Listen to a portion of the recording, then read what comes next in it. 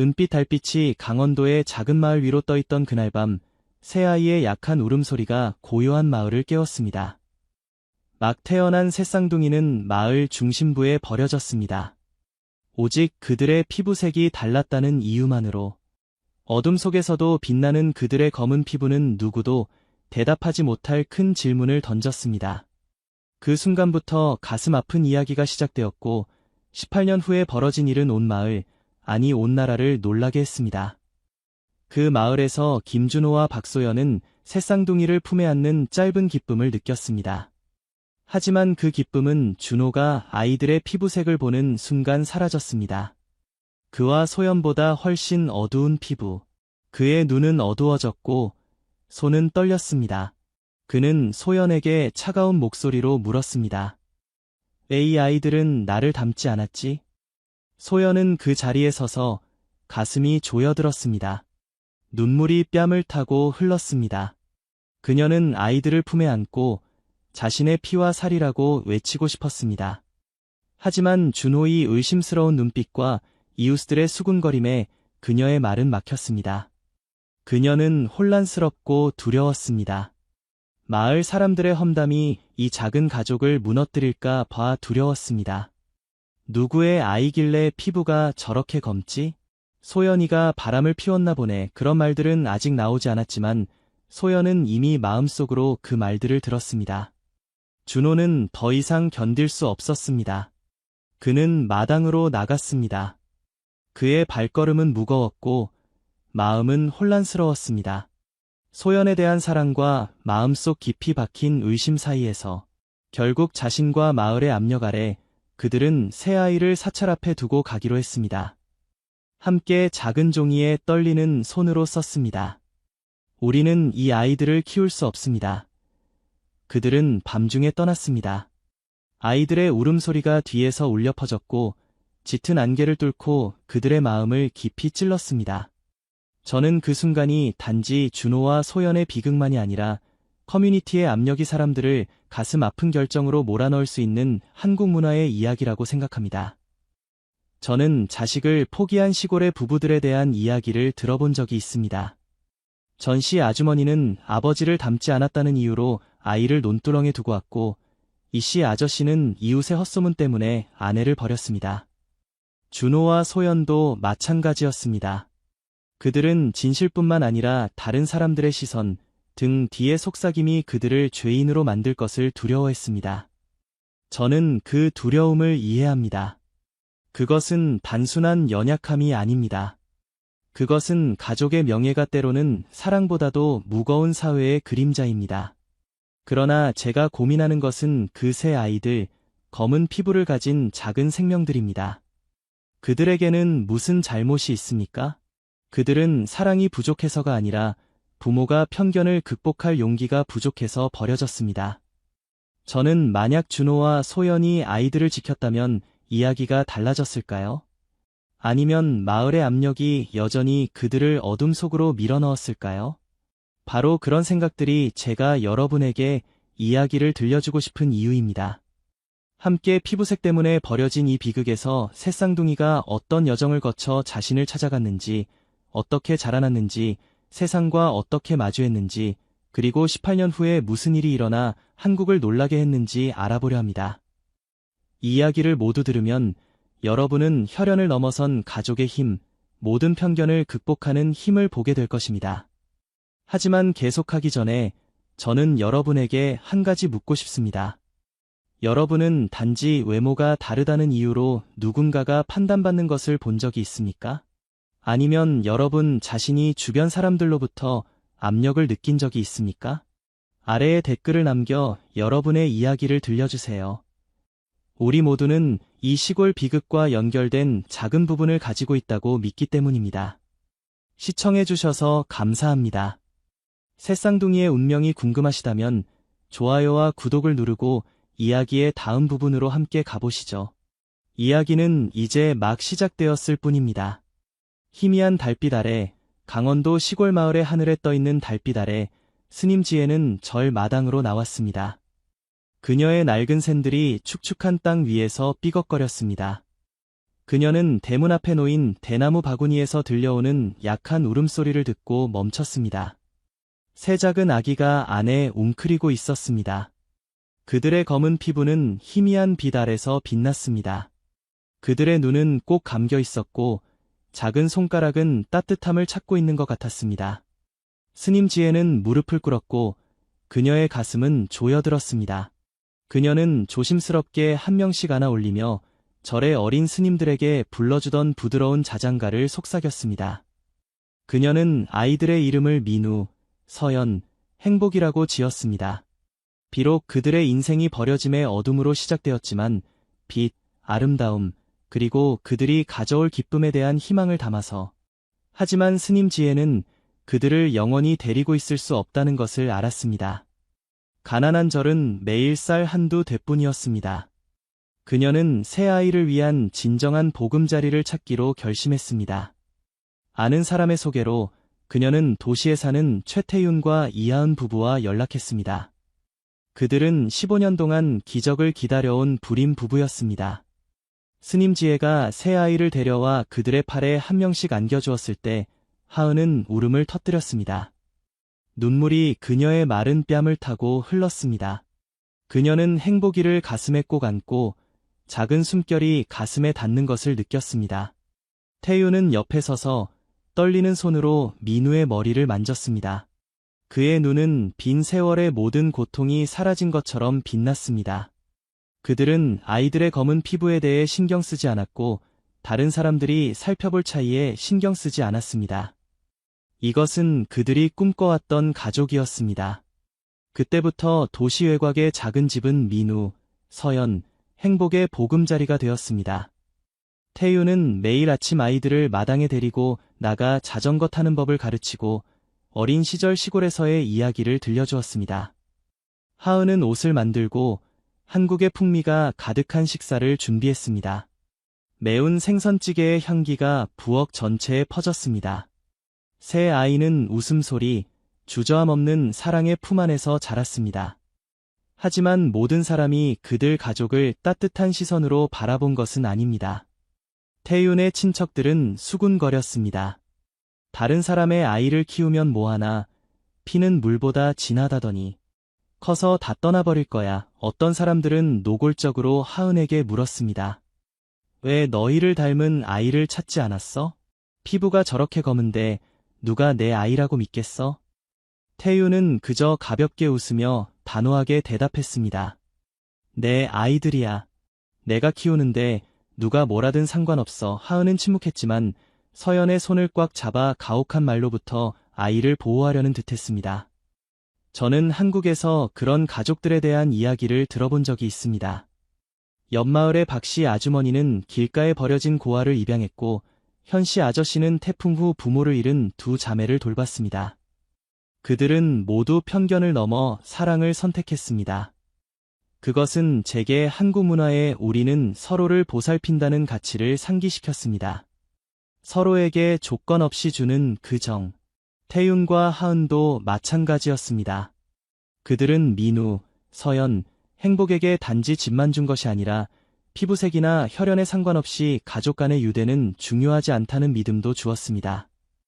저는 그 확고한 믿음이 친척들의 의심스러운 눈길과 이웃들의 수군거림을 극복하는 데 도움이 되었다고 생각합니다. 누군가 애 그렇게 힘들게 키우니? 라고 물을 때마다 태윤은 그저 대답했습니다. 힘들어도 행복해.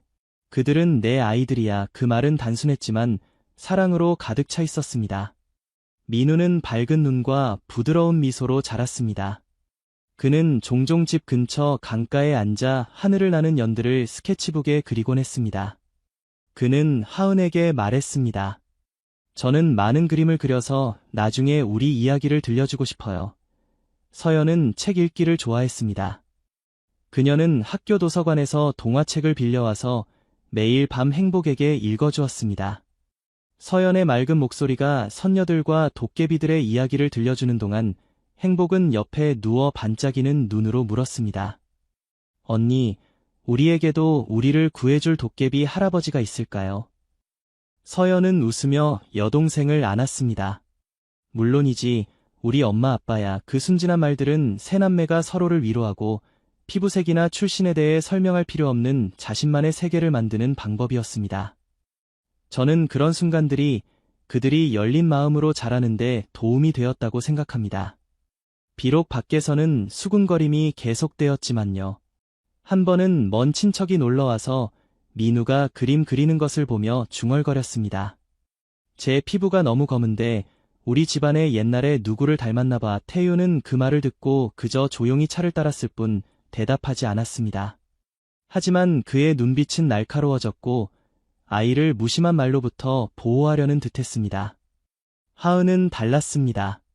그녀는 민우의 손을 잡고 친척에게 말했습니다.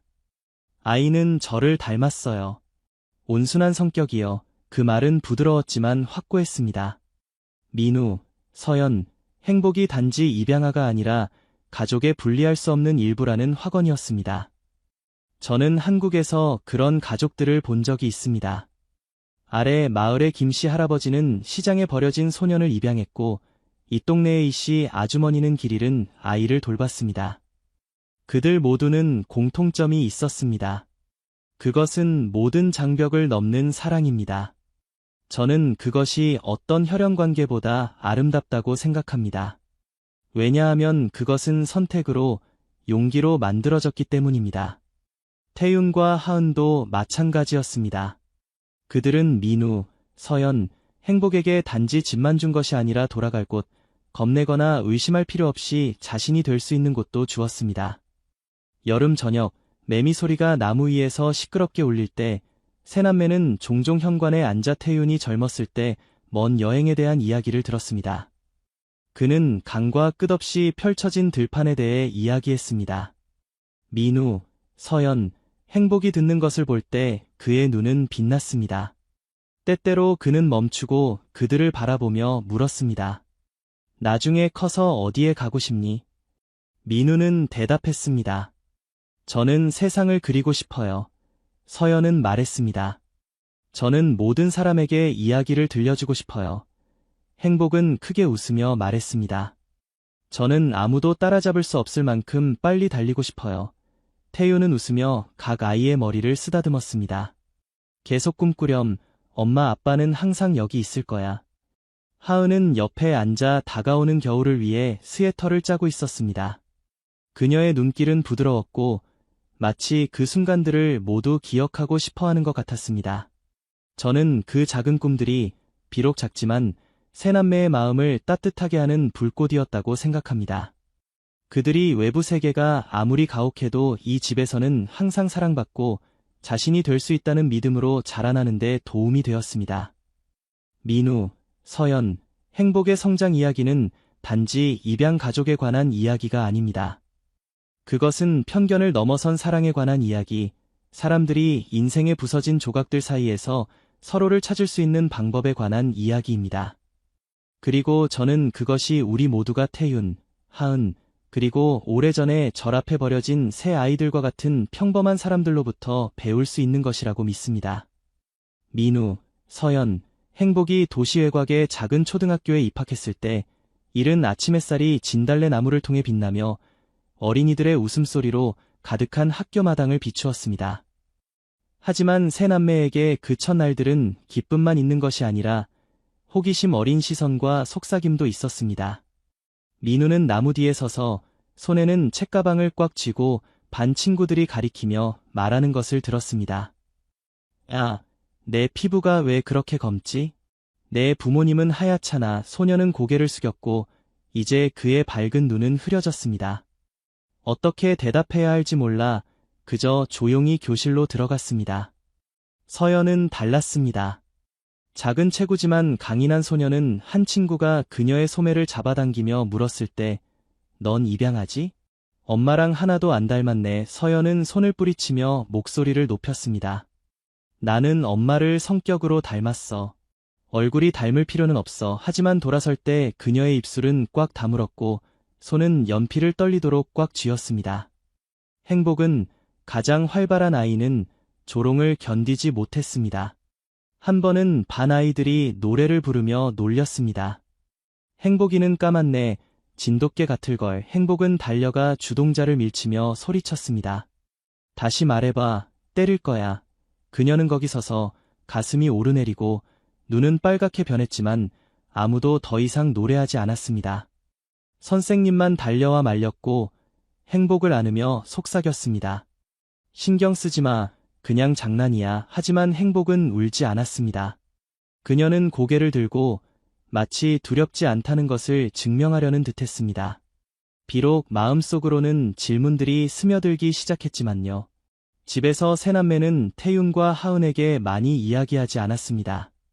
숨기려는 것이 아니라 양부모를 슬프게 하고 싶지 않아서였습니다. 하지만 그 조롱은 학교 마당에서 멈추지 않았습니다. 동네 어른들도 한몫했습니다. 태윤이 새아이를 시장에 데려갈 때마다 생선 가게와 채소 가게 아주머니들은 수군거렸습니다. 입양아인가? 아니면 사생아인가? 키우기 고생이겠네. 어떤 사람들은 더 노골적이었습니다. 하은이 두부를 살 때 그녀 앞에 서서 말했습니다. 하은 씨, 그 아이들 키우면 커서 다 떠날 텐데 피는 물보다 진하다잖아. 하은은 그저 가볍게 웃으며 차분하게 대답했습니다. 피는 진할지 몰라도 정이 더 진해요. 제 아이들이니 누가 뭐라 해도 상관없어요. 하지만 돌아설 때 그녀의 손은 채소 봉지를 꽉 쥐고 그녀의 눈에는 슬픔이 스쳤습니다. 태윤은 달랐습니다. 그는 한마디도 대꾸하지 않고 그저 민우, 서연, 행복의 손을 더 꽉 잡았습니다. 마치 이 아이들은 내 아이다. 누구도 의심할 권리가 없다고 온 세상에 말하려는 듯이. 저는 한국에서 그런 장면들을 본 적이 있습니다. 고아들이 낯선 사람들의 품에서 자라나지만 오히려 주변 커뮤니티로부터 의심의 눈길을 받는 경우. 아래 동네의 철수는 박쥐라고 불렸습니다. 단지 그의 어머니가 쓰레기장에서 그를 데려왔기 때문에. 옆 마을의 미란이는 누구도 그녀의 부모가 누구인지 몰랐기 때문에 친구들에게 외면당했습니다. 한국 사회의 편견은 때때로 그렇게 가혹합니다. 사람들은 닮음을 보는 것을 좋아하고 모든 것을 틀에 맞추고 싶어 합니다. 가족은 얼굴이나 모습이 서로 닮아야 합니다. 그렇지 않으면 의심하고 판단합니다. 저는 그 압력이 외부 사람들뿐만 아니라 우리가 혈연이 가장 중요하다고 배워온 방식에서도 온다고 생각합니다. 하지만 민우, 서연, 행복은 태윤과 하은과 혈연 관계가 없었습니다. 그럼에도 그 가족 안의 사랑은 어떤 유대보다 강했습니다. 저는 민우가 집에 돌아와 눈이 빨갛게 된 것을 기억합니다. 소녀는 식탁에 앉아 하은에게 물었습니다. 엄마, 저는 정말 엄마랑 다른가요? 하은은 채소 썰던 것을 멈추고 칼을 내려놓았습니다. 그녀는 민우를 품에 안았고 그녀의 목소리는 흔들렸습니다. 얼굴만 다를 뿐이야. 하지만 엄마의 마음과 내 마음은 같단다. 알겠니? 민우는 고개를 끄덕였지만 그의 눈빛은 여전히 슬펐습니다. 마치 그 대답이 그의 마음속 의심을 충분히 달래주지 못한 것처럼. 서연은 달랐습니다. 그녀는 학교에서 있었던 일을 이야기하기 시작했습니다.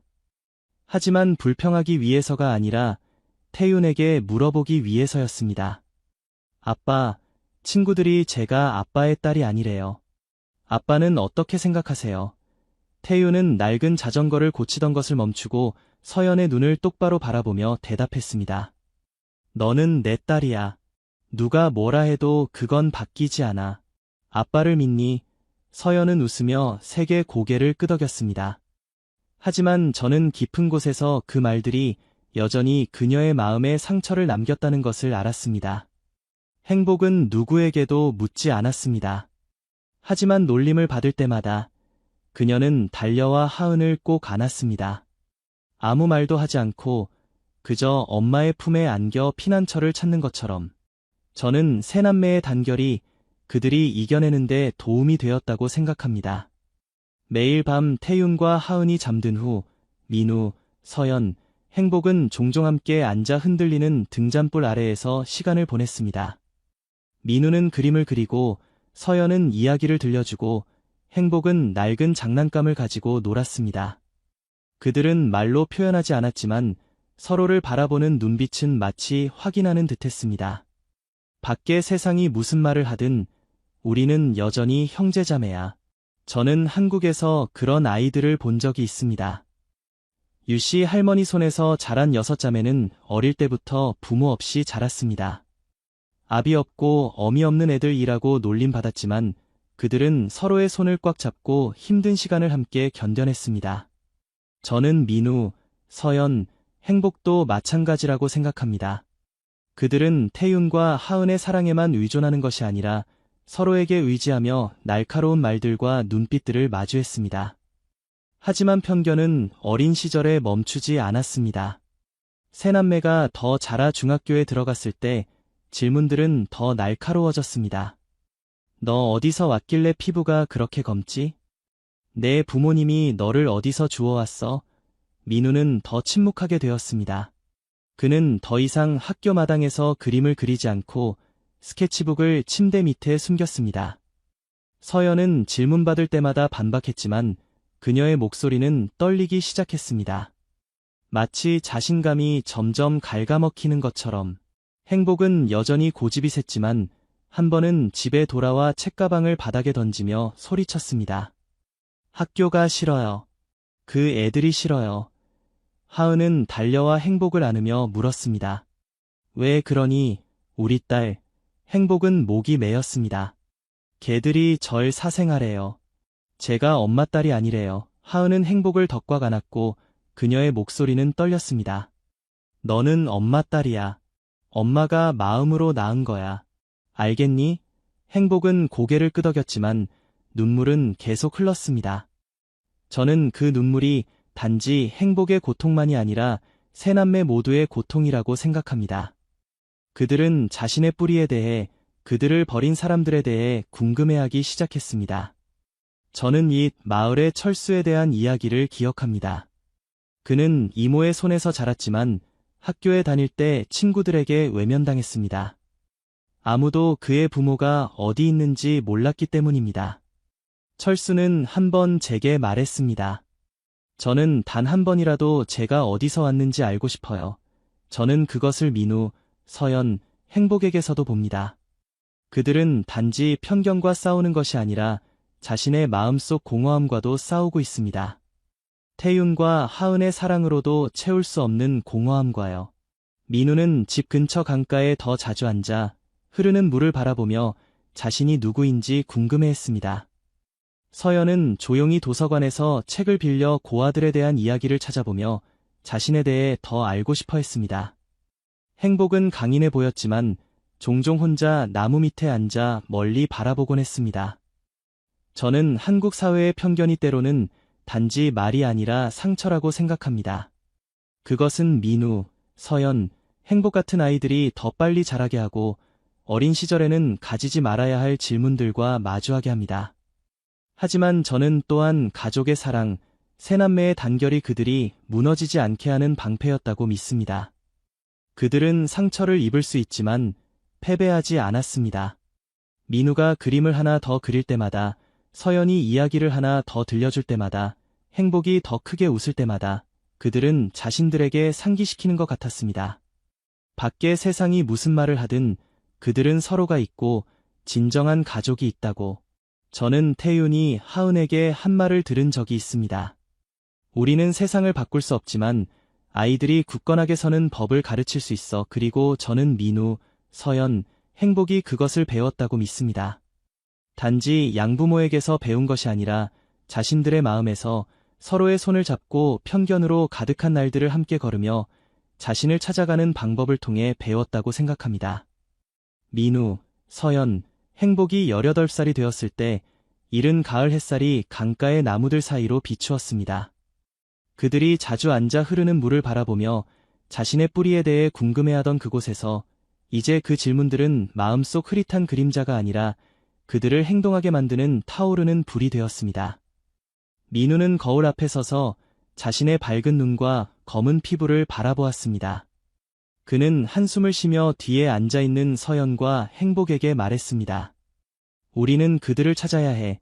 단 한 번이라도 이유를 알기 위해. 서연은 고개를 끄덕였고 그녀의 손은 희미한 기억의 조각들을 기록해온 노트를 꽉 쥐었습니다.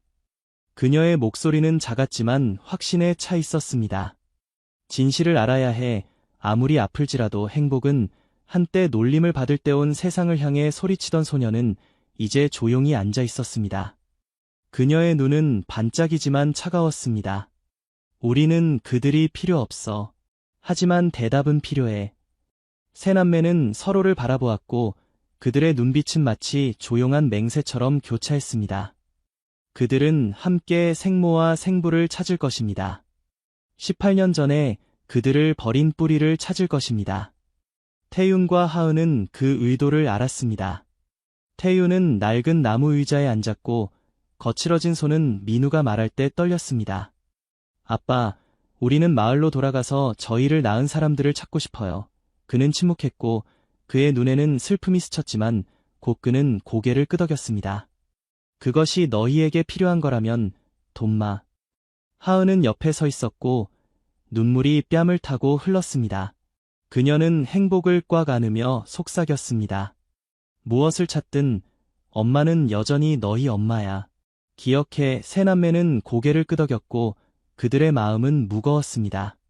두려움 때문이 아니라 이 여정이 오래된 상처를 파헤칠 것을 알았기 때문입니다. 그들은 몇 안 되는 단서로 시작했습니다. 스님지혜가 18년 전 대나무 바구니에 넣어둔 쪽지에는 마을 이름과 김준호와 박소연, 용서해주세요 라는 글거만 적혀 있었습니다.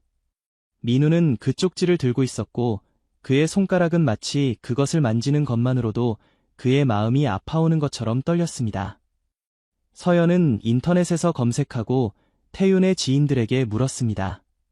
결국 그들은 강원도의 작은 마을을 찾아냈습니다. 모든 것이 시작된 곳을. 그 여행은 안개 낀 아침에 이루어졌습니다. 버스가 흙길 옆에 멈추었을 때 세 남매는 내렸고 그들의 발걸음은 무거웠습니다. 마을이 그들 앞에 나타났습니다. 대나무 그늘 아래 웅크린 낮은 집들, 멀리서 들려오는 닭 울음소리, 부엌에서 나는 연기 냄새. 민우는 깊게 숨을 들이마셨습니다. 서연은 행복의 손을 잡았고 행복은 마치 무엇이든 마주할 준비가 된 것처럼 고개를 들었습니다. 그들은 현관에 앉아 계신 할머니께 물었습니다. 할머니, 김준호 씨와 박소연 씨는 어디 계세요? 할머니는 그들을 바라보았고 흐릿한 눈에는 놀라움이 스쳤습니다. 준호와 소연이 이혼했어. 준호는 마을 끝에 살고 소연이는 언덕 위로 갔지. 할머니는 손가락으로 가리키며 떨리는 목소리로 말했습니다. 너희는 누구길래 그들을 찾니? 민우는 목이 메어 대답했습니다. 저희는 그들의 자녀입니다. 할머니는 충격을 받았고 부채를 든 손이 바닥에 떨어졌습니다. 하지만 세 남매는 할머니가 더 말하기를 기다리지 않고 떠났습니다. 마음속에는 결심이 가득했습니다. 먼저 그들은 준호를 찾아갔습니다. 그의 집은 길끝에 있었고 낡고 외로워 보였습니다. 준호가 문을 열었습니다. 이 제 40대가 넘은 남자, 머리는 희끗희끗하고 얼굴은 수척했습니다. 그는 세 남매를 바라보았고 그의 눈은 커졌습니다. 떨리는 손으로 문틀을 잡으며 물었습니다. 너희는 누구냐? 민우가 앞으로 나섰고 그의 목소리는 차갑지만 확신에 차 있었습니다. 저는 민우입니다. 이쪽은 서연, 행복이에요. 저희는 아버지의 자녀들입니다. 준호는 마치 가슴에 맞은 것처럼 뒤로 물러났습니다. 그는 의자에 털썩 앉았고 손으로 머리를 감쌌습니다. 그의 목소리는 쉬어 있었습니다. 왜 날 찾아왔지? 서연이 다가갔고 그녀의 눈은 빨갛게 변했지만 울지 않았습니다. 저희는 왜 아버지가 저희를 버렸는지 알아야 해요. 준호는 고개를 숙이고 한동안 침묵했습니다. 그리고 그는 고개를 들었고 흐릿한 눈빛으로 말했습니다. 난 두려웠다. 마을 사람들이 웃을까봐, 체면을 잃을까봐 너희 피부가 검었어. 난 이해하지 못했어. 너희 어머니가 날 배신했다고 생각했지. 그는 멈추었고 목이 메었습니다. 내가 틀렸어. 하지만 너희를 지킬 용기가 없었어. 행복은 그곳에 서 있었고 그녀의 손은 주먹을 꽉 쥐었습니다. 그녀는 소리쳤습니다. 아버지는 체면 때문에 자식을 버렸어요. 아버지는 아버지인데. 행복의 목소리가 갈라졌고 눈물이 마침내 흘렀습니다. 준호는 고개를 숙이고 자신의 아이들을 바라볼 수 없었습니다. 저는 준호의 약함이 단지 개인적인 두려움이 아니라 한국 농촌 문화의 그림자라고 생각합니다. 명예와 평판이 때로는 가족보다 무거운 곳에서. 저는 시골에서 체면 때문에 자식을 버린 부모들에 대한 이야기를 들었습니다. 아래 마을의 팔씨 할아버지는 그를 닮지 않았다는 이유로 혼혈 아이를 버렸고, 이 마을의 연씨 아주머니는 남편의 의심이 두려워 아이를 절에 두고 왔습니다. 준호도 마찬가지였습니다. 그는 직면하는 대신 자신의 안전을 선택했습니다. 하지만 그가 지불한 대가는 18년의 죄책감 속에서 살아가는 것이었습니다. 그 후 세 남매는 소연을 찾아갔습니다. 그들의 어머니는 혼자 언덕 위에 살았습니다. 작고 낡은 집, 주변은 말라버린 논. 소연이 문을 열었습니다. 그녀는 여의었고 눈은 깊게 패였습니다. 민우, 서연, 행복을 보자 그녀는 얼어붙었고 가슴을 잡았습니다. 마치 심장이 멈춘 것처럼. 아이들. 그녀가 더듬거렸습니다. 민우는 그녀의 눈을 바로 바라보았고 그의 목소리는 떨렸습니다. 어머니는 18년 전에 저희를 버렸어요. 저희는 왜 그랬는지 묻기 위해 왔습니다. 소연은 무릎을 꿇었고 눈물이 흘렀습니다. 그녀는 흐느껴 울었습니다. 엄마가 강하지 못했어. 엄마는 너희를 지키고 싶었지만 준호가 허락하지 않았어. 마을 사람들이 욕할까봐, 내가 바람 피웠다고 말할까봐 두려웠어. 그녀는 얼굴을 감쌌고 목소리가 갈라졌습니다. 엄마가 약했어. 미안해. 서연이 다가갔고 그녀의 손은 떨렸지만 소연에게 닿지 않았습니다. 어머니는 마을 소문보다 저희를 선택했어요. 어머니는 저희가 어떻게 자랐는지 아세요?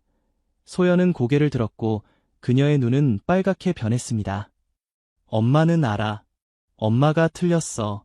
매일 너희가 그리웠어. 하지만 행복은 고개를 돌렸고 그녀의 목소리는 차가웠습니다. 그리워도 찾지 않았어요. 어머니는 어머니 자격이 없어요. 저는 소연의 고통이 진짜라고 생각합니다. 하지만 그것이 18년의 버림을 지울 수는 없습니다. 한국에서 문화적 압력은 때로 여성에게 더 무겁게 느껴집니다. 저는 소연과 같은 어머니들을 봤습니다.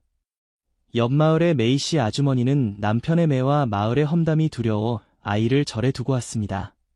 하지만 소연은 단지 약할 뿐만 아니라 침묵하기를 선택했습니다.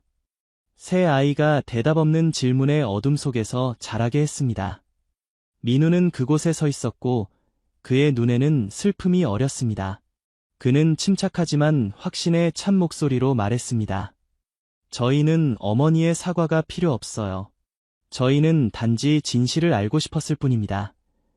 서연은 소연을 바라보았고 그녀의 목소리는 메었습니다. 어머니는 피부색 때문에 저희를 버렸지만 저희는 어머니 없이도 잘 살았어요. 행복은 더 이상 말하지 않았습니다. 그녀는 밖으로 나가 나무 아래 서서 조용히 눈물을 흘렸습니다. 저는 그 만남이 용서하기 위한 것이 아니라 새남매가 과거와 마주하기 위한 것이라고 믿습니다. 진정한 사랑은 이유가 필요 없고 피부색이나 혈연에 의존하지 않는다는 것을 이해하기 위해서. 태윤의 말이 떠오릅니다. 가족은 마음이 돌아오는 곳이다.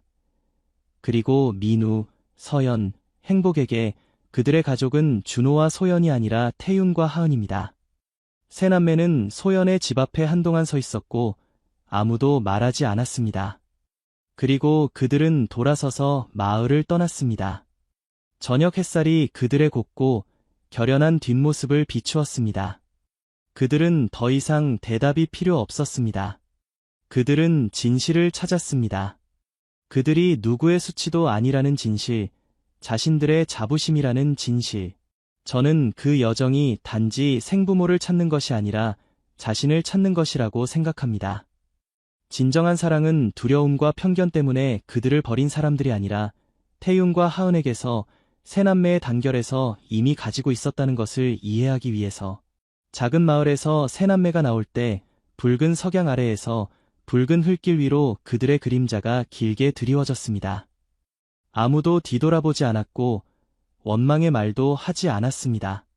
비록 준호와 소연을 만난 후 그들의 가슴에는 여전히 아픈 울림이 있었지만 민우는 서연의 손을 잡았고 서연은 행복의 손을 꽉 쥐었습니다. 그들은 침묵 속에 걸었지만 그 침묵 속에는 해방감이 있었습니다. 마치 18년 동안 어깨를 짓눌렀던 무게를 내려놓은 것처럼 그들은 자신을 버린 사람들의 인정이 필요 없었습니다.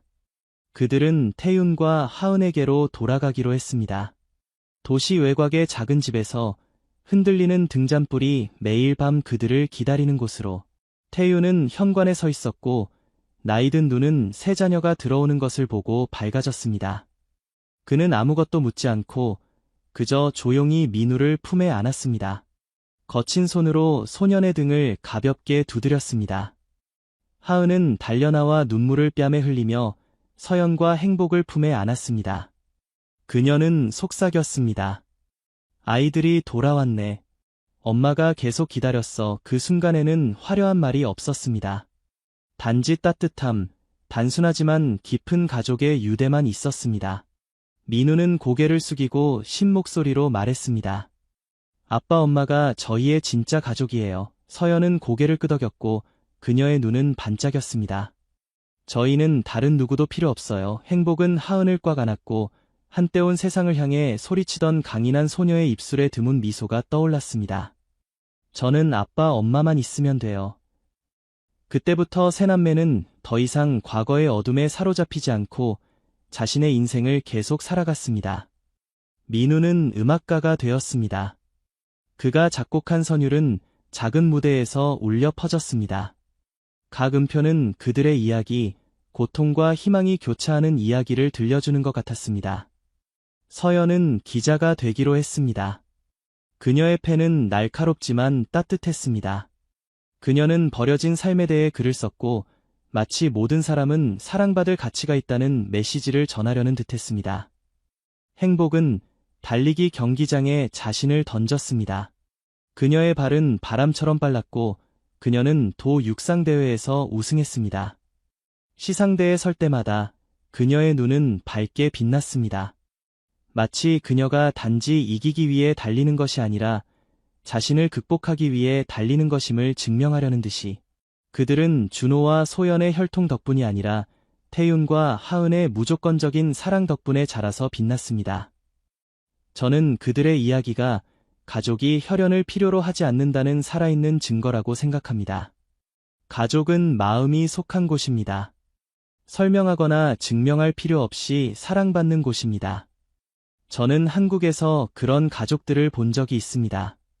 아래 마을의 용씨 가족은 홍수 후 고아가 된 두 아이를 입양했고 옆 마을의 나씨 할머니는 다리 옆에 버려진 소년을 돌봤습니다. 그들은 모두 판단 대신 사랑을 선택했습니다. 민우, 서연, 행복도 마찬가지입니다. 그들은 태윤과 하은을 선택했습니다. 어려운 시간, 차가운 비 속의 포옹, 소박하지만 웃음으로 가득한 식사로 만들어진 가족의 유대를 선택했습니다. 저는 민우가 강가에 앉아 그의 꿈에 대해 이야기하는 것을 기억합니다. 저는 가족이 당신이 태어난 것이 아니라 당신이 선택하는 것임을 사람들이 알도록 음악을 작곡하고 싶어요. 서연은 첫 기사를 완성했을 때 저에게 말했습니다. 저는 아무도 저희처럼 외로움 속에서 자라지 않도록 이야기를 하고 싶어요. 행복, 그 소녀는 메달에 대해 물었을 때 크게 웃었습니다. 언니, 저는 어릴 때 친구들에게 보여주기 위해 달려요. 제가 사생아가 아니라는 것을, 제게 가족이 있다는 것을. 그 단순한 말들은 깊은 의미를 담고 있었습니다. 그것들은 제게 가족의 힘이 피부색이나 혈연이 아니라 모든 폭풍을 함께 견디는 방식에 있다고 믿게 했습니다. 민우, 서연, 행복은 그것을 증명했습니다.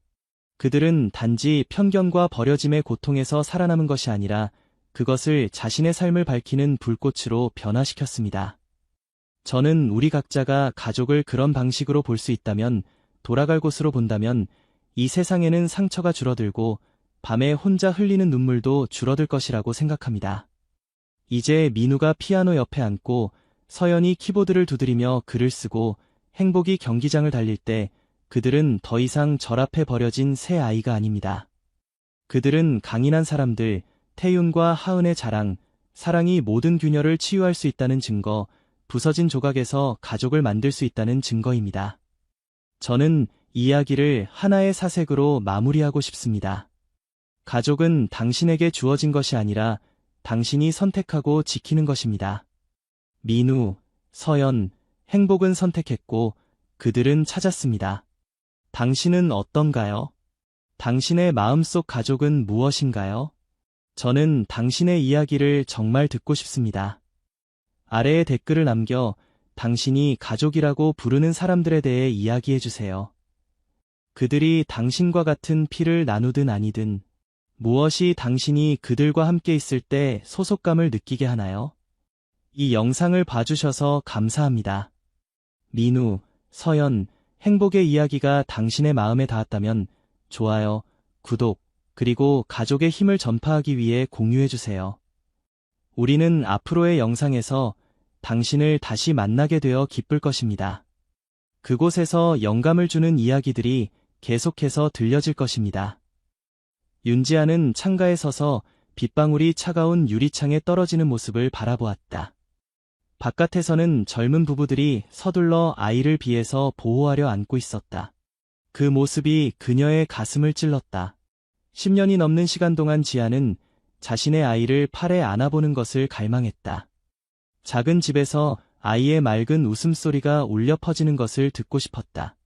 하지만 모든 노력은 실망만을 안겨주었다. 지아는 22살에 정우진과 결혼했다. 그때 그녀는 행복한 가정에 대한 희망으로 가득 찬 젊은 여성이었다. 우진은 진심으로 그녀를 사랑했고 모든 어려움으로부터 그녀를 보호했다. 하지만 세월이 흐르면서 그 행복은 불임이라는 그림자에 가려졌다. 병원을 찾을 때마다 지아는 희망을 품었지만 돌아올 때면 가슴이 무너지는 결과를 안고 왔다. 한의학, 서양의학, 민간요법까지 그녀는 포기하지 않았다. 하지만 그런 노력들은 의사들의 동정어린 시선, 한숨, 그리고 시댁 식구들의 수군거림만을 불러왔다. 독과수는 열매를 맺지 않는 법이지 시어머니 김여사는 직접적으로 말하진 않았지만 그녀의 모든 말은 칼날처럼 날카로웠다.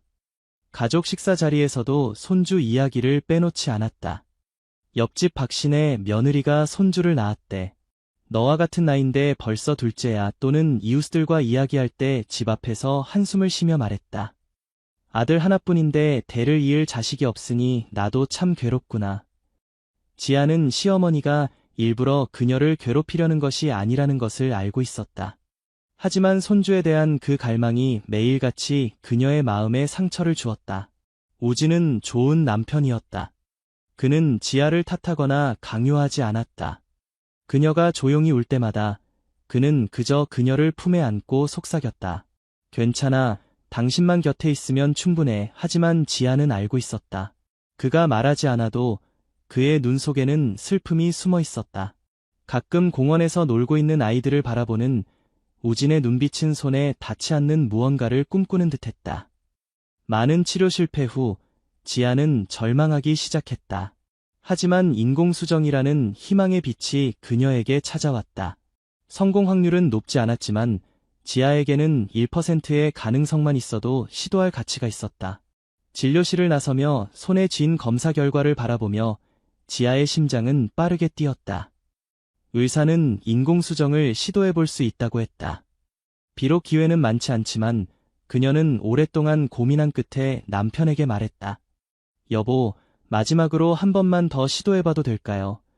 우진은 그녀의 손을 잡고 사랑이 가득한 눈으로 대답했다. 결과가 어떻든 난 항상 당신 곁에 있을게요. 이번에는 지아는 포기하지 않겠다고 다짐했다. 병원 대기실 의자에 앉아 지아는 무의식적으로 손을 맞잡았다. 그녀의 심장은 기적을 기다리는 듯 크게 뛰었다. 전날 밤에도 그녀는 잠을 이루지 못했다. 오늘은 인공수정 후 임신 테스트 결과를 받는 날이었다. 그녀는 이미 실망에 익숙해져 있었기에 너무 많은 기대를 하지 않으려 했다. 하지만 마음 깊은 곳에서는 이번만큼은 다를 거라고 기도했다. 의사가 검사 결과를 들고 나왔다. 그를 보는 순간 지아는 숨을 멈췄다. 그리고 온화하지만 명확한 목소리가 들렸다. 축하합니다. 지아 씨 임신하셨어요. 그 순간 지아는 얼어붙었다. 주변의 모든 소리가 희미해졌다. 그녀는 방금 들은 것을 믿을 수 없었다. 수년간의 갈망, 수많은 눈물, 실패의 연속 끝에 기적이 일어난 것이다. 지아의 눈에서 눈물이 흘러내렸다. 그녀는 더 이상 기다릴 수 없어 즉시 우진에게 전화를 걸었다. 목소리는 감정에 떨리며 갈라졌다. 여보, 저 임신했어요. 전화 너머로 잠시 침묵이 흘렀다. 우진도 그 사실을 믿기 어려웠던 것 같다. 그러다 갑자기 그의 목소리가 감격으로 떨렸다. 정말이야. 장난 아니지? 세상에, 지아야. 내가 아빠가 될 거라고. 지아는 눈물 속에서 미소를 지었다. 드디어 그에게 이런 기쁨을 줄 수 있어 행복했다. 하지만 그 행복은 오래가지 못했다. 의사가 또 다른 놀라운 소식을 전했다. 한 가지 말씀드릴 게 있습니다. 지아 씨, 한 명이 아니라 7명의 아이를 임신하셨어요. 현재 7개의 배아가 발달 중입니다. 의사의 말은 지아의 귀에 천둥처럼 울렸다. 그녀는 눈을 깜빡이지도 않고 의사를 바라보았다. 7명의 아이라고요. 우진은 의사가 설명을 계속하는 동안 지아의 손을 꽉 잡았다. 이것은 매우 드문 다태 임신 사례로 어머니와 아기들 모두에게 심각한 위험을 초래할 수 있습니다. 의사는 배아 감축, 즉 안전을 위해 일부 태아를 줄이는 것을 고려해보라고 조언했다. 하지만 그 순간 지아는 자신의 답을 알고 있었다. 생각할 필요도 없이 그녀는 단호하게 고개를 저었다. 아니요, 제 아이들을 포기하지 않겠습니다. 어떤 일이 있어도 모든 아이를 지키겠습니다. 우진은 아내를 바라보았다. 그의 눈에는 걱정이 가득했지만 사랑도 넘쳐났다. 그는 일단 지아가 결심한 것은 아무도 바꿀 수 없다는 것을 알았고 그녀에게 원치 않는 일을 강요하고 싶지 않았다. 그는 지아의 손을 부드럽게 잡고 말했다. 어떤 어려움이 있더라도 내가 당신과 우리 아이들을 돌볼게요. 하지만 모두가 이 결정에 동의한 것은 아니었다. 지아와 우진이 가족에게 이 기쁜 소식을 전했을 때 김 여사의 첫 반응은 기쁨이 아닌 충격이었다. 그녀는 찻잔을 내려놓으며 동요된 목소리로 말했다. 7명이라고? 너희가 뭐라고 하는지 알기나 해? 그건 불가능한 일이야. 지아가 설명하려 했지만 김 여사는 그녀가 말을 마치게 하지 않았다. 그녀는 아들을 엄격한 목소리로 바라보았다. 우진아, 내가 아내를 설득해야 해. 의사가 이게 위험하다고 했잖아. 난 도저히 받아들일 수 없어. 우진은 지아의 손을 꼭 잡고 침착하지만 단호한 목소리로 대답했다. 어머니, 저는 지아에게 어떤 아이도 포기하라고 강요하지 않을 겁니다. 이것은 우리의 아이들이에요. 김 여사는 분노로 떨었다. 그녀에게 이 상황은 너무 받아들이기 어려웠다. 하지만 지아는 어떤 반대에도 불구하고 자신의 결정을 바꾸지 않을 것임을 알고 있었다. 그녀의 뱃속에서 자라고 있는 7아이, 무슨 일이 있어도 그녀는 끝까지 자신의 아이들을 지킬 것이다. 지아의 임신 기간은 기다림과 불안이 교차하는 시간이었다. 그녀의 배는 점점 커졌고 걸음도 무거워졌다. 매일 밤 그녀는 배를 감싸 안고 아이들에게 속삭였다. 그녀는 아이들을 품에 안는 날 그들이 첫 걸음마를 떼는 모습, 엄마라고 부르는 소리를 상상했다. 우진은 항상 지아 곁에 있었다. 그는 아침 일찍 일어나 세심하게 아침 식사를 준비하고 엄마와 아기에게 좋은 음식을 선택했다. 일찍 퇴근해 아내를 정기검진에 데려갔고 아이들의 초음파 사진을 볼 때마다 행복한 미소를 지었다. 삶은 여러 어려움이 있었지만 그들은 함께 이겨냈다. 그날은 지아가 임신 5개월째 되던 날이었다. 아침에 우진은 아내에게 필요한 물건을 사러 일찍 집을 나섰다. 떠나기 전 그는 조심스럽게 당부했다. 집에서 쉬고 있어요. 금방 다녀올게. 지아는 미소 지으며 고개를 끄덕였다. 그녀는 문을 나서는 그의 뒷모습을 바라보며 마음이 평온했다. 그것이 그를 마지막으로 보는 순간일 줄은 몰랐다. 점심 무렵 지아가 소파에 앉아 책을 읽고 있을 때 그녀의 전화가 울렸다. 화면에 낯선 번호가 떴다. 그녀가 전화를 받자 병원 간호사의 다급한 목소리가 들렸다. 정우진 씨의 가족 되십니까? 죄송합니다만 그분이 방금 심각한 교통사고를 당하셨습니다. 현재 응급실에서 치료 중입니다. 지아는 전화를 바닥에 떨어뜨렸다. 주변의 모든 것이 빙글빙글 돌았다. 심장이 쿵쾅거리고 손발이 떨렸다. 그녀는 급히 일어나 진정하려 했지만 한 걸음 한 걸음이 무너질 듯했다. 병원에 도착했을 때 그녀는 응급실로 달려갔다. 하지만 그녀가 본 것은 흰 시트로 덮인 몸뿐이었다. 의사들은 고개를 숙였고 한 명이 조용히 말했다. 최선을 다했습니다. 삼가 고인의 명복을 빕니다. 그 순간 지아는 얼어붙었다. 그녀의 귀에 모든 소리가 사라지고 세상이 어두워졌다. 그녀는 얼마나 오래 울부짖었는지, 누가 그녀를 병실 밖으로 데려갔는지도 기억나지 않았다. 그저 그녀의 세상이 무너져 내렸다는 것만 알았다. 그녀 곁에 항상 있어준 남자, 7 아이를 함께 키우겠다고 약속했던 그 사람이 이제 영원히 떠나버렸다. 그 고통은 너무 커서 그녀는 거의 힘을 잃었다. 그녀는 배를 감싸 안고 눈물을 흘렸다. 아이들아, 아빠가 가셨어.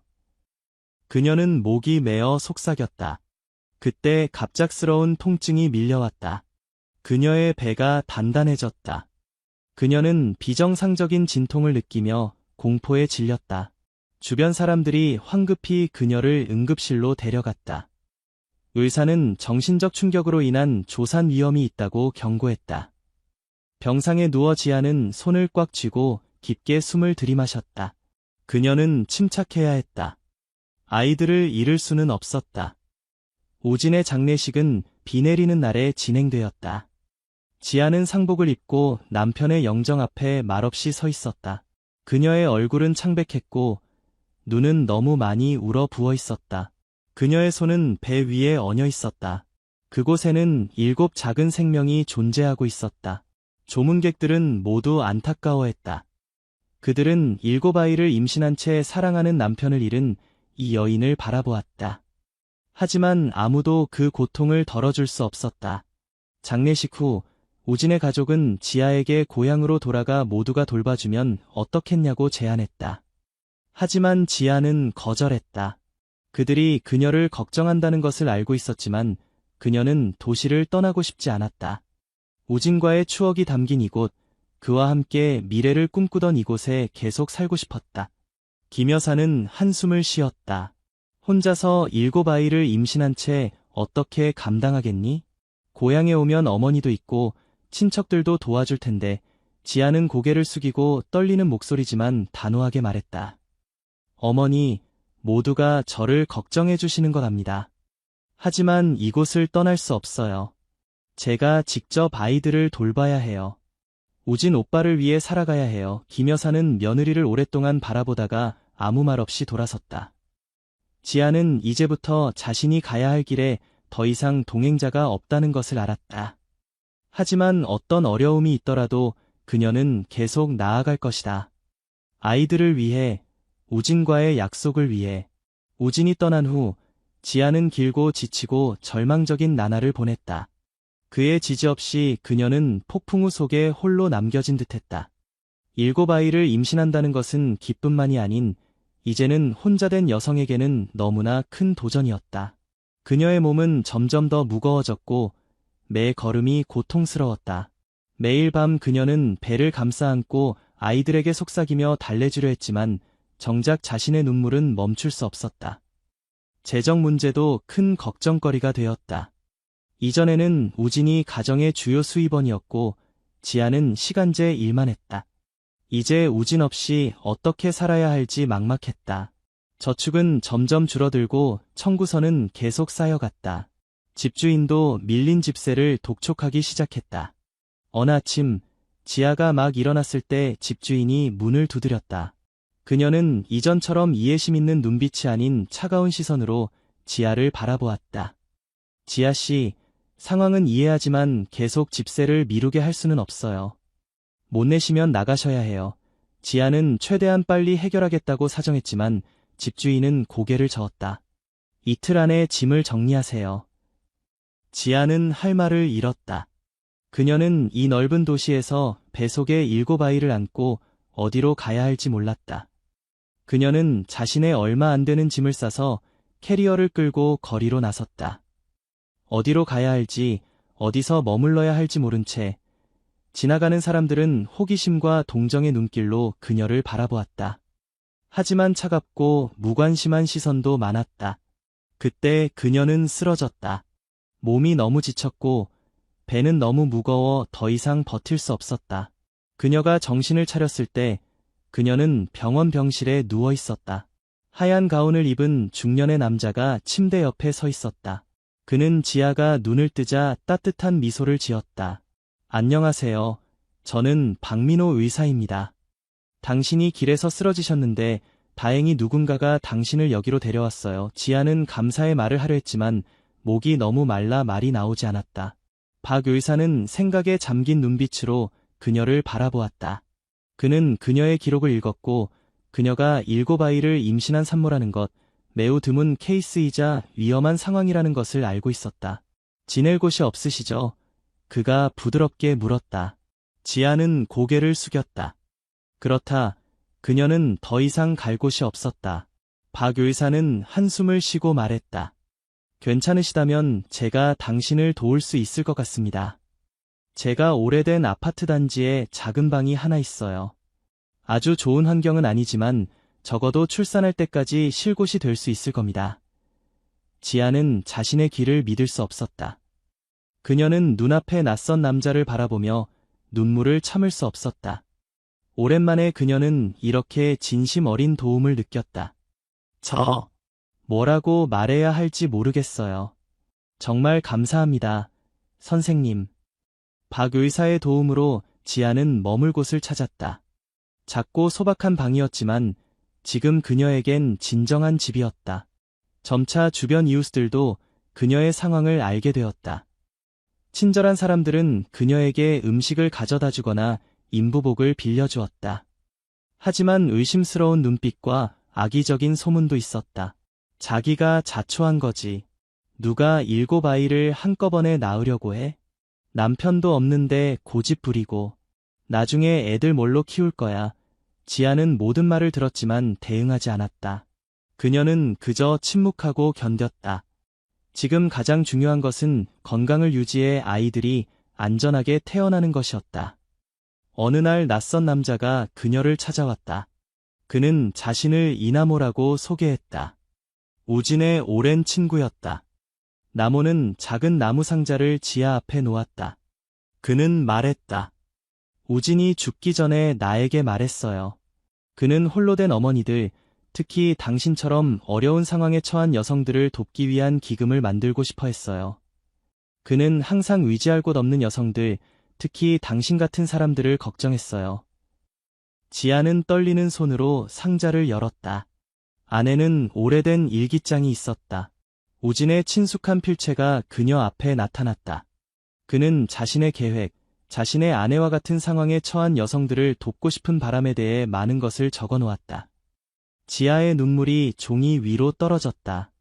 우진은 그녀뿐만 아니라 다른 많은 사람들까지 생각했던 것이다. 그가 더 이상 이 세상에 없더라도 그의 사랑은 여전히 남아 있었다. 지아는 나모를 바라보았다. 그녀의 눈빛은 강한 의지로 빛났다. 저는 그의 꿈을 이어갈 거예요. 절대 무너지지 않을 거예요. 그 순간부터 그녀는 더 강해져야 한다는 것을 알았다. 자신만을 위해서가 아니라 우진이 돕고 싶어 했던 사람들을 위해서도. 임신 말기는 지아에게 가장 어렵고 긴장된 시간이었다. 그녀의 몸은 더 이상 견딜 수 없는 듯했다. 그녀의 배는 너무 커져 매 걸음이 그 어느 때보다 무거웠다.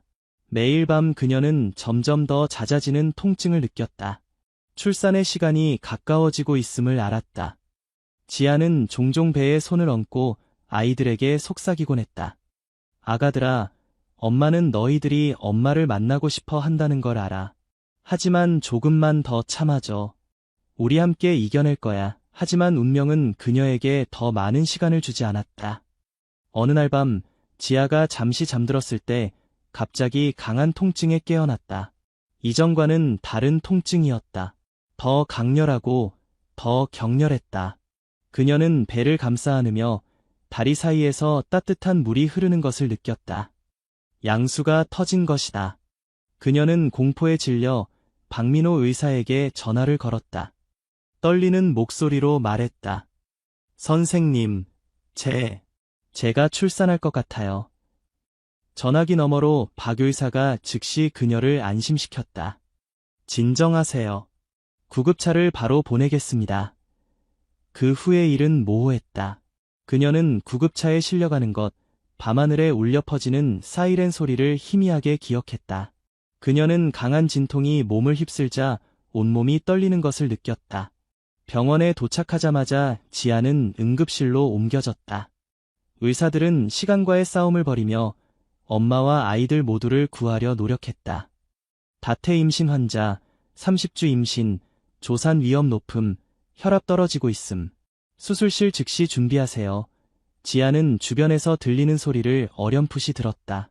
그리고 점점 통증이 그녀를 어둠 속으로 밀어넣었다. 눈을 떴을 때 지아는 자신이 수술 후 회복실에 누워있는 것을 알았다. 온몸이 아팠지만 그녀가 가장 먼저 생각한 것은 자신의 통증이 아니라 아이들이었다. 박 의사가 들어왔다. 그의 눈빛이 침울해 보였다. 지아는 그를 바라보며 약한 목소리로 물었다. 선생님, 제 아이들은요? 어떻게 됐나요? 박 의사는 그녀 옆에 앉아 부드럽게 말했다. 지아 씨, 출산이 매우 어려웠습니다. 당신은 정말 용감했어요. 6 아이는 안전하게 태어났지만 지아는 숨을 그녀의 가슴이 뜨끔했다. 하지만이라는 단어가 나오자마자 박 의사는 한숨을 쉬었다. 한 아이가 살아남지 못했습니다. 그 순간 지아는 세상이 무너지는 것 같았다. 그녀는 말없이 멍해졌고 눈물이 자연스럽게 뺨을 타고 흘러내렸다. 제 아이. 한 명이 없어요. 그 고통은 그녀의 가슴을 찢어놓았다. 그녀는 소리 지르고 울부짖고 싶었지만 할 수 없었다. 그저 이불을 꽉 움켜쥐고 무력함과 고통을 느꼈다. 박 의사는 그녀의 어깨에 손을 얹으며 부드럽지만 진지한 목소리로 말했다. 지아 씨, 당신이 얼마나 아픈지 알고 있습니다. 하지만 남은 6 아이도 매우 약합니다. 그들은 당신이 필요합니다. 그들을 위해 강해져야 합니다. 이 말을 듣고 지아는 깊게 숨을 들이마셨다. 맞다. 그녀에겐 아직 6 아이가 있다. 그들은 그녀를 필요로 한다. 그녀는 지금 무너질 수 없다. 박 의사는 지아를 신생아 중환자실로 데려갔다. 유리창 너머로 그녀는 자신의 작은 아이들을 보았다. 그들은 모두 인큐베이터 안에 누워 있었다. 각각의 아이가 너무나 작고 약해 보였다. 마른 몸과 주름진 피부는 마치 방금 피어난 새싹 같았다. 모든 아이들은 호흡기와 여러 의료 장비에 연결되어 있었다. 지아는 차가운 유리에 손을 대고 눈물을 흘렸다. 그녀는 자신의 아이들이 이렇게 생존을 위해 싸우는 모습을 보며 가슴이 아팠다. 아가들아, 엄마가 여기 있어. 엄마는 너희를 절대 버리지 않을 거야. 비록 한 아이를 잃었고 아이들이 너무 약하게 태어났지만 지아는 끝까지 아이들과 함께 싸울 것이라고 다짐했다. 그녀는 이미 우진을 잃었고 한 아이를 잃었다. 더 이상 누구도 잃을 수 없었다. 그리고 그 순간 그녀는 자신의 힘든 여정이 이제 막 시작되었음을 알았다. 퇴원 후 지아는 6명의 약한 아이들을 작은 방으로 데려왔다. 이제 그곳에는 더 이상 우진의 온기가 없었다. 그저 그녀와 아이들만이 폭풍 같은 세상 속에 홀로 남겨졌다. 6명의 미숙아를 홀로 키우는 싱글맘으로서의 첫날들은 온전한 잠 한 번 이루지 못하는 나날들이었다. 그녀는 한 명씩 젖을 먹이고 울 때 달래주고 기저귀를 갈아주는 일을 반복했다. 거의 밤새도록 그녀는 한숨도 잘 수 없었다. 때로는 지아가 바닥에 주저앉아 너무 지쳐 일어날 수조차 없을 때가 있었다. 눈물이 조용히 흘러내렸지만 그녀는 자신이 무너지는 것을 허락하지 않았다. 난 6아이의 엄마야. 약해질 수 없어. 포기할 수 없어. 하지만 현실은 그녀가 생각했던 것보다 더 가혹했다. 돈은 점점 바닥을 드러냈다. 우진의 물건을 팔아 마련한 얼마 안 되는 돈은 짧은 시간만 버틸 수 있었다. 집세, 분유값, 의약품 비용, 모든 것이 혼자인 그녀에게는 감당하기 어려운 금액이었다. 그녀는 어떻게든 해결하려 노력했다. 낮에 아이들이 자는 동안 그녀는 바느질 일을 하거나 온라인 데이터 입력 일을 했다. 밤에 아이들이 울면 그녀는 한 명씩 안아 부드러운 자장가로 달래주었다. 어떤 날은 너무 피곤해 눈이 따갑고 머리가 어지러웠지만 그녀는 계속 버텼다. 식사 문제도 생겼다. 지아는 아이들의 분유를 사기 위해 자신의 식사를 줄였다. 그녀는 그저 삶은 채소와 간장으로 끼니를 때웠다. 하지만 아이들이 배부르게 분유를 먹는 모습을 보면 그녀의 마음은 따뜻해졌다. 그러나 세상 사람들은 그녀를 그냥 내버려 두지 않았다.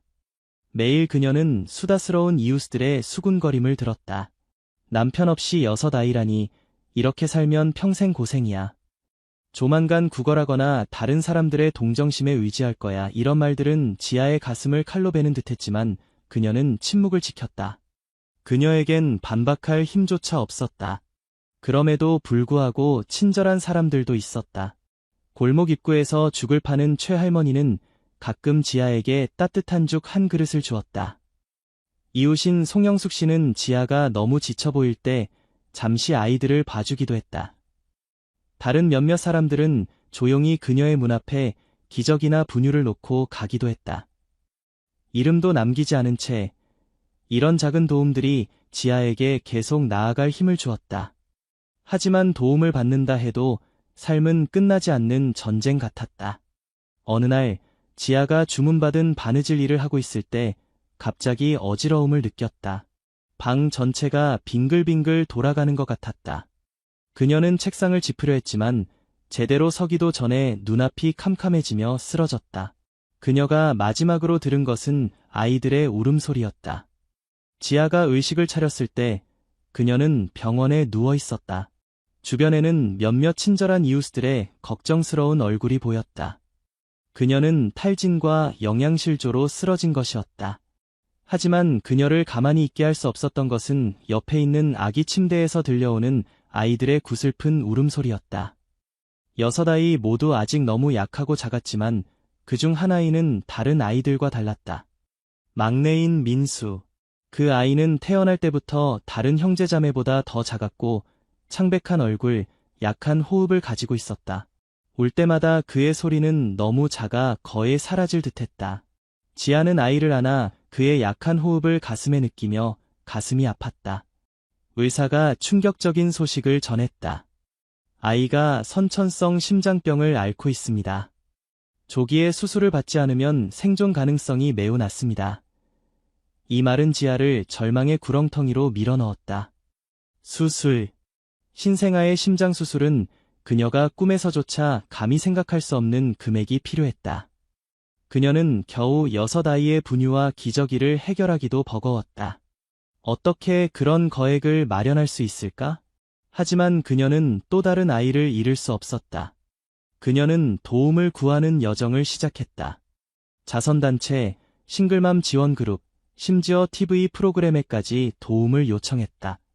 하지만 남편 없이 6아이를 안고 있는 젊은 여성을 모두가 기꺼이 믿으려 하지는 않았다. 어떤 곳은 노골적으로 거절했고 어떤 사람들은 의심스러운 눈길로 그녀를 바라보았다. 지원을 약속하는 단체도 있었지만 지아가 시간 내에 준비할 수 없는 무수한 서류를 요구했다. 희망이 거의 사라졌을 때 새로운 자선단체라는 사람들이 그녀를 접근했다. 그들은 지아의 이야기를 들었다며 민수의 수술을 무료로 도와줄 수 있다고 했다. 그들은 서류와 계약서를 가져와 친절한 말과 약속으로 가득 찼다. 절망 속에서 지아는 제대로 확인하지도 않고 서류에 서명했다. 그저 누군가 그녀의 아이를 구해주길 바랐을 뿐이다. 하지만 곧 그녀는 자신이 속았다는 것을 깨달았다. 그 사람들은 지아의 이름으로 모금한 돈을 받은 후 사라져버렸다. 그들은 실제로 민수를 수술시킬 계획이 없었다. 그저 그녀의 이야기를 이용해 이득을 취했을 뿐이다. 지아는 충격과 공포에 빠졌다. 그녀는 아이의 치료비를 마련하지 못했을 뿐만 아니라 가장 취약한 순간에 배신과 이용을 당한 상처까지 안게 되었다. 민수는 여전히 그녀의 팔에서 약하게 호흡하고 있었다. 지아는 아이를 가슴에 꼭 안았다. 눈물이 흘러내렸지만 이번에도 그녀는 무너지지 않았다. 아무도 그녀를 도울 수 없다면 그녀는 스스로 아이를 구할 것이다. 무엇이든 희생할 준비가 되어 있었다. 쓰라린 사기를 당한 후 거의 기력이 다했지만 그녀는 포기하지 않았다. 그녀는 모든 병원을 찾아다니며 의사들을 만났다. 어떤 기적이 일어나기를 바라며. 하지만 현실은 너무 가혹했다. 그녀의 아이의 심장 수술은 거액이 필요했다.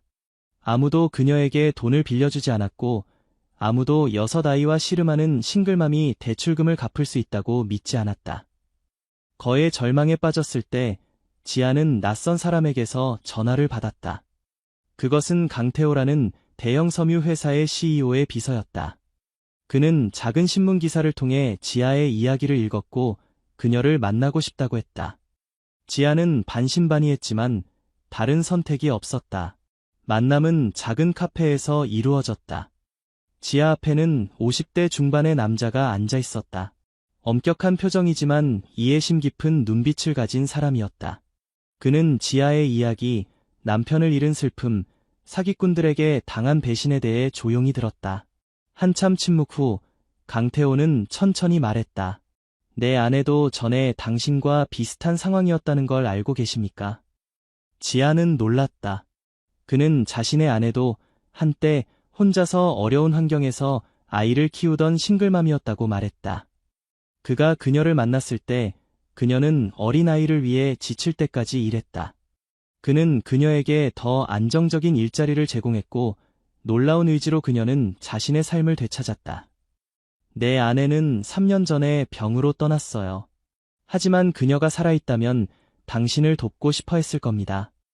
지아는 눈물을 참기 위해 입술을 깨물었다. 강태호는 계속했다.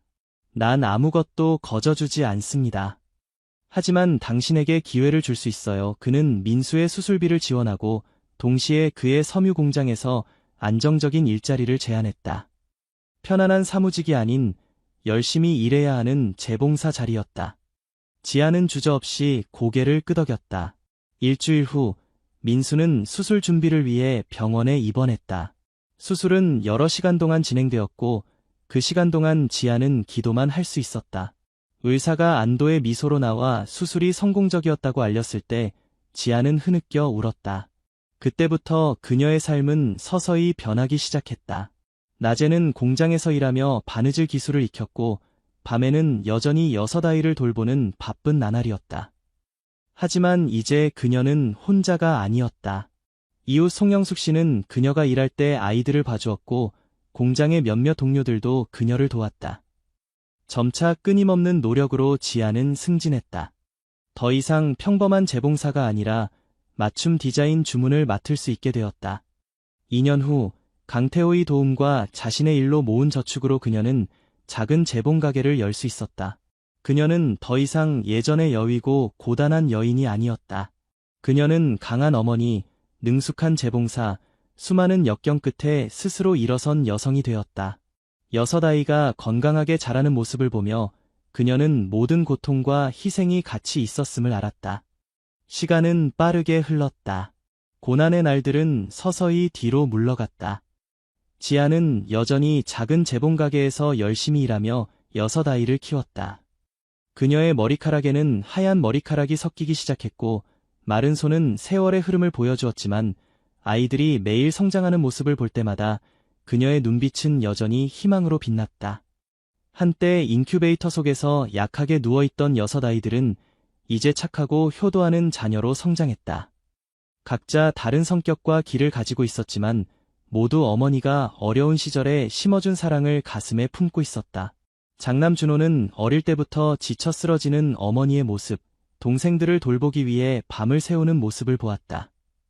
그는 언제나 의사가 되어 어머니처럼 가난한 사람들을 돕고 싶어 했다. 힘든 학창시절, 공부와 아르바이트를 병행하며 어머니를 도왔다. 그가 의사 젤섭장을 들고 있던 날, 지아는 행복의 눈물을 감추지 못했다. 준호는 시골 병원에서 일하기로 선택했다. 그곳에는 예전 어머니처럼 어려운 상황에 처한 사람들이 많았다. 둘째 민혁은 어릴 때부터 예술적 재능을 보였다. 그가 그린 첫 그림은 어둠 속에서 동생들을 안고 자는 어머니의 모습이었다. 그는 자라서 뛰어난 화가가 되었다. 가족, 싱글맘, 가난한 아이들에 대한 많은 그림을 그렸다. 전시회를 할 때마다 민혁은 그림 판매 수익의 일부를 자선단체에 기부했다. 삶에 감사하는 방식이었다. 셋째 태원은 가장 온순한 아들이었지만 축구에 대한 열정을 가지고 있었다. 어린 시절 낡은 플라스틱 공으로 놀았던 그는 자라서 가난한 아이들을 위한 축구 코치가 되었다. 그는 아이들에게 축구 기술뿐만 아니라 살아가는 의지도 가르쳤다. 유일한 딸 수연은 어머니를 닮아 조용한 눈빛과 따뜻한 마음을 가졌다. 그녀는 교육학을 공부한 후 가난한 동네에 작은 무료 도서관을 열었다. 그녀는 적은 월급으로 책을 사고 고아들을 위한 수업을 조직했다. 막내 쌍둥이 재민과 민수는 나이는 가장 어렸지만 항상 의지가 강했다. 재민은 컴퓨터공학을 공부하며 가난한 사람들을 위한 무료 애플리케이션을 만들고 싶어 했다. 심장병으로 태어난 민수는 맑은 목소리로 음악의 길을 선택했다. 그는 모성애, 묵묵히 희생하는 어머니에 대한 노래를 불렀다. 지아는 조용히 성장한 아이들을 바라보며 자부심을 느꼈다. 한때 끝없이 고통스러웠던 나날들이 이제는 과거가 되었다. 그녀는 한때 자신의 삶이 오직 상실로만 가득하다고 생각했다. 하지만 이제 그녀의 아이들은 인생에서 가장 소중한 선물이 되었다. 아무리 힘든 세월이 있었어도 지아는 모든 아이를 지킨 것을 후회하지 않았다. 그녀는 우진의 사진에 속삭였다. 보이세요? 우리 아이들이 다 컸어요. 우리는 부자는 아니지만 소중한 보물이 있어요. 그것은 사랑과 의지예요. 지아의 아이들은 단순히 달콤한 젖으로 자란 것이 아니라 눈물과 땀, 그리고 어머니의 무한한 사랑으로 자랐다. 각자는 아버지의 미완성된 꿈의 일부, 어머니의 놀라운 의지의 일부를 가지고 사랑과 친절의 이야기를 계속 써나갔다. 세월이 흘러 지아는 이제 노년의 여인이 되었다. 머리카락은 완전히 하얗게 변했고 작은 체구는 예전보다 더 작아졌지만 그녀의 눈빛은 아이들을 볼 때마다 여전히 빛났다. 삶이 그녀에게 수많은 고통을 안겨주었지만 그녀는 굳건히 서서 6아이를 키워 사회에 기여하는 사람들로 성장시켰다. 매주 지하의 작은 집은 아이들의 웃음소리로 가득 찼다. 각자 바쁜 일이 있음에도 불구하고 그들은 함께 모이는 습관을 지켰다. 지아는 소박하지만 따뜻한 식사를 준비했다. 아이들의 어린 시절과 연결된 추억의 음식들로. 오늘은 특별한 저녁이었다. 아이들은 지아를 위한 깜짝 선물을 준비했다. 모두가 모였을 때 둘째 민혁이 천으로 덮인 큰 그림을 가져왔다. 어머니를 위한 선물이 있어요. 민혁이 감동적인 목소리로 말했다. 천이 벗겨지자 지아는 숨을 멈췄다. 그림은 어린아이들을 팔에 안고 있는 젊은 시절의 지아를 그린 것이었다. 그녀의 얼굴에는 사랑이 가득했고 눈에는 희생이 담겨 있었다. 뒤에는 고인이 된 남편 우진의 모습이 마치 먼 곳에서 지켜보는 듯 그려져 있었다. 지아는 떨리는 손으로 그림을 만지며 조용히 눈물을 흘렸다. 이게 정말 저인가요? 그녀의 목소리가 메었다. 우리 어머니예요. 삶을 통째로 사랑과 희생에 바치신 분, 준호가 따뜻한 목소리로 대답했다. 어머니, 후회하세요. 막내 민수가 조심스럽게 물었다. 지아는 눈물 속에서도 미소를 지었다. 단 한 번도 없었어. 그때로 돌아간다 해도 어머니는 여전히 너희 모두를 지킬 거야. 방 안에 침묵이 흘렀지만 모두가 감정을 숨기지 못했다. 준호가 다가와 어머니의 마른 손을 잡았다. 어머니가 우리를 위해 하신 일들, 우리는 절대 잊지 않을 거예요. 이제는 우리가 어머니를 돌볼 차례예요. 지아는 미소를 지으며 마음이 가벼워짐을 느꼈다. 험난했던 세월 동안 그녀는 스스로 무너질 것이라 생각했다. 하지만 지금 아이들이 선한 사람으로 성장하고 사랑하고 나눌 줄 아는 모습을 보니 그녀의 모든 노력이 헛되지 않았음을 알았다. 우진도 어딘가에서 미소 짓고 있을 것이다. 그녀는 다시 한번 그림을 바라보며 조용히 속삭였다.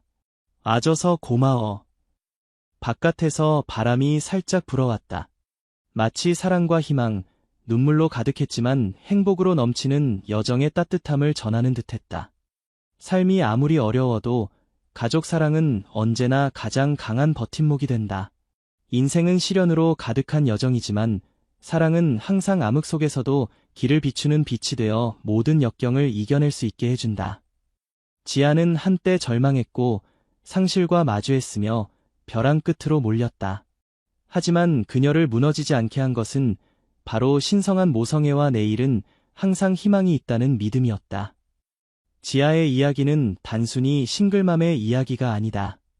그것은 인내의 힘, 친절함, 무조건적인 사랑의 증거이다. 우리 모두는 어려움을 겪고 넘어질 수 있다. 하지만 중요한 것은 다시 일어설 용기가 있는가 하는 것이다. 삶은 항상 사람을 시험하지만 우리가 사랑하는 법을, 나누는 법을, 서로의 손을 잡고 함께 나아가는 법을 안다면 불가능한 것은 없다. 오늘은 폭풍우가 칠지 모르지만 견디면 내일은 다시 맑은 하늘이 될 것이다. 이 이야기가 당신의 마음에 감동을 주었다면 채널을 구독하고 알림 설정을 해두세요. 앞으로도 감동적이고 의미 있는 이야기를 놓치지 않도록 말이죠. 모든 이야기는 교훈과 동기부여를 담고 있으며 어쩌면 삶을 바라보는 당신의 시각을 바꿀 수도 있을 것입니다.